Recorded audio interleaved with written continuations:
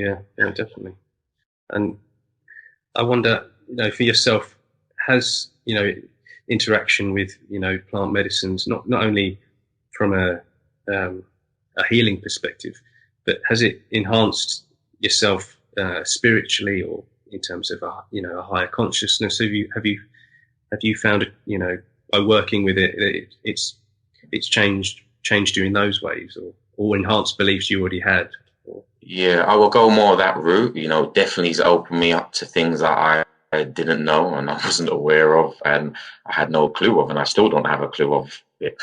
yeah, In that regards, and definitely supported me with healing. Again, healing that I was aware of, and when we say healing, just aspects of myself that I knew I needed to work on. To make myself become a better version of myself, so to speak. As well as it brought up stuff that I wasn't aware of or I had forgotten. I wasn't thinking about that, and it's brought it up, and then it's now in my conscious on, I then address it or deal with it. So, but at the same breath, I really just see it as an enhancer, it's an amplifier, and one thing that I do tend to speak about, and I know you've made reference to it as a medicine, and I understand that it's a tool and a technology that can be used as a medicine and for medicine, but it's not only that. And yeah, that's what part of my journey has allowed me to explore. Psychedelics are fundamentally a tool for navigating your psyche, your consciousness. That's what, they're there for. The people who a lot of these plants were gifted to, so the indigenous people and the indigenous plants who have this relationship together, when they talk about these plants, they don't necessarily talk about them from the medicine healing perspective. Initially, it's as a tool or technology that allows them to communicate with their ancestors, yeah, to communicate with the spirit world and nature and stuff like that. Like, that's how they use it. And I guess through their processes and rites and rituals and ceremonies and things that they do, it actually prevents them fundamentally seeing it as a medicine. It's just used as a medicine when you need the healing. So why do we need healing is the question that I then ask mhm, in this part of the world. Why do we see it from that perspective? And what's been going on where when we take it in this part of the world, or people taking it in this part of the world, they're having certain experiences and revelations that people on the other side of the planet are not necessarily having. Because yeah, when they talk about Iboga, for example, they're not talking about using Iboga for heroin addiction in the place where it comes from. You yeah, know, the people don't have heroin problems, heroin addiction. So that's not what it's there for. So this is where I come and just saying, just respect what, who the plants have been gifted to, what they say about the plants and how the plants are to be used. And yes, Evoke can be used as a medicine, but it's not solely for a medicine. And yeah, that's where I come in as far as the education that I like to bring as far as how to approach these plants holistically.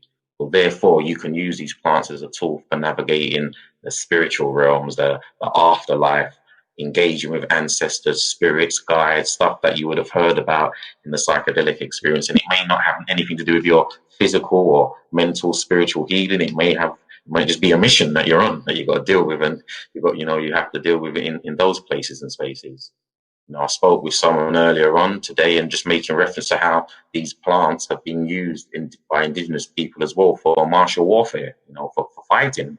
yeah, It wasn't peace and love. There's an aspect of it that deals with warriorship and rites of passages that, relate to, fighting techniques and fighting skills. So this is the elements that I've experienced on dealing with, these plants, and others have as well, that we bring that kind of holistic approach to how these plants or technologies can be used. yeah, definitely. So enhancing perception and stuff like that. Yeah, yeah, yeah, yeah. Yeah.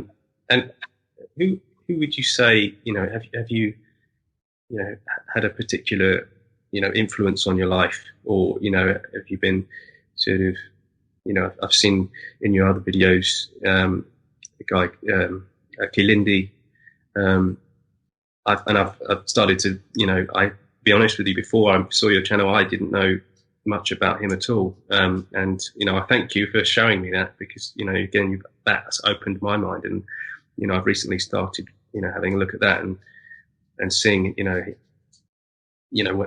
where he came from. And, it's amazing, really. And I just wonder whether, he was a big influence for you, or, he's helped you, and yeah, and how, other people can look to him to see what, the sort of information he tried to disseminate and get out there.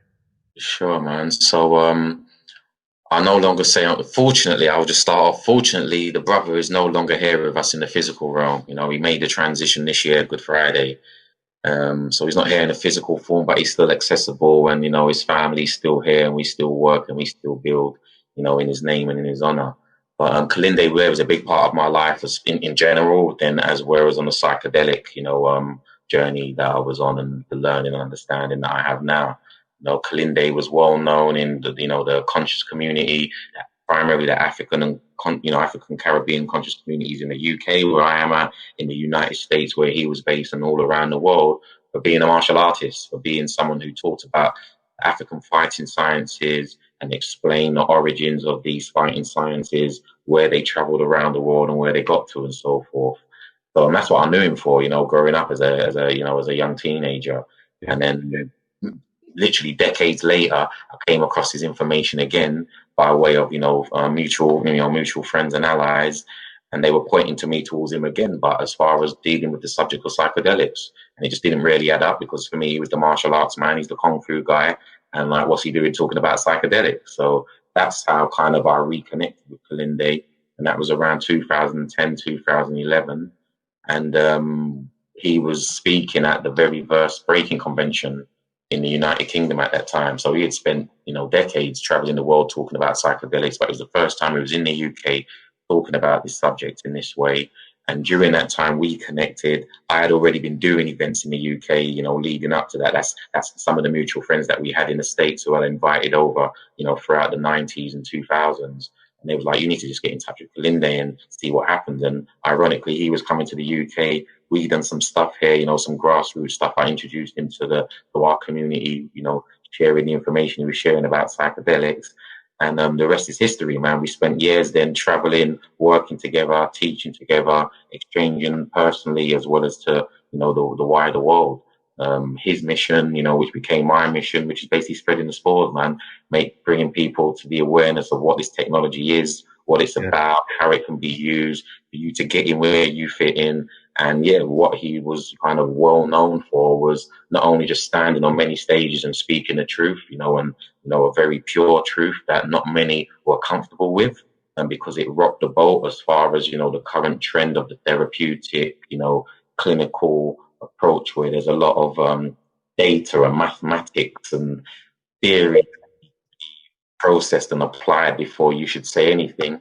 Kilindi just spoke from experience, in traveling the world, and he got to a point where it was really clear that on his experiences and his excursions, that the higher dose, psilocybin experience is what was required to, basically push the boundaries of our current existence or understanding of who we are as human beings. And some people get the wrong end of the stick and just think he wants to throw, or was throwing people in the deep end and encourage people just to take high doses and be irresponsible. As a student of his, as knowing many other students of his, that wasn't a teaching of his. If you sat down and spoke with him, he was always talking about working towards getting you to a place where you would have your own high dose experience, and you would know the levels or the gauge, the dosage that would be required by yourself to push yourself beyond yourself.